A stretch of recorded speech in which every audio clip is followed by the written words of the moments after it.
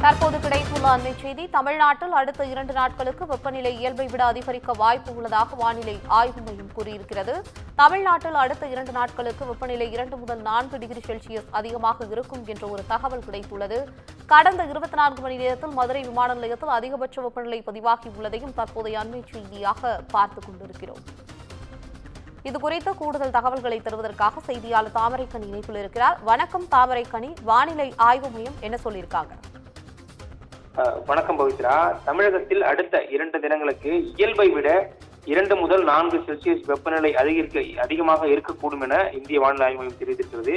குறிப்பாக அந்த அதிக வெப்பநிலை மற்றும் அதிக ஈரப்பதம் இருக்கக்கூடிய ஓரிரு இடங்கள்ல அகசரியம், அதாவது ரொம்ப எரிச்சல் ஏற்படக்கூடிய வாய்ப்புகள் இருக்கு. வெயிலுடைய தாக்கம் ரொம்ப அதிகமா இருக்கும் என இந்திய வானிலை ஆய்வு மையம் தெரிவித்திருக்கிறார்கள்.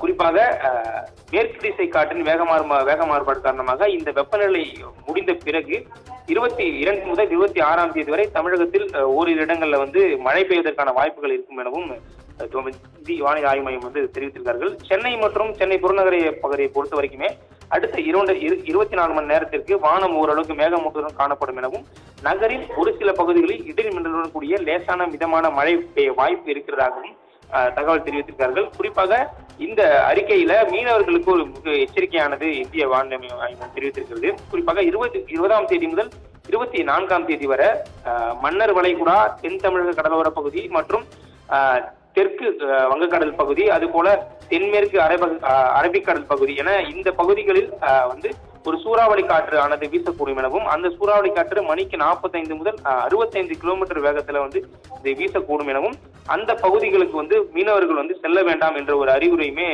இந்திய வானிலை ஆய்வு மையம் தெரிவித்திருக்கிறார்கள். குறிப்பா இந்த ஏற்கனவே தமிழகத்துல வெயிலோட தாக்கம் அதிகமாக இருக்கக்கூடிய அந்த சூழ்நிலையில மேலும் 2 முதல் 4 டிகிரி இந்த வெயில் அதிகமாக தாக்கும் எனவும் மக்கள் சற்று பாதுகாப்பு இருக்க வேண்டும் எனவும் தெரிவித்திருக்கிறார்கள். தங்களுடைய தகவலுக்கு நன்றி தாமரைக்கனி.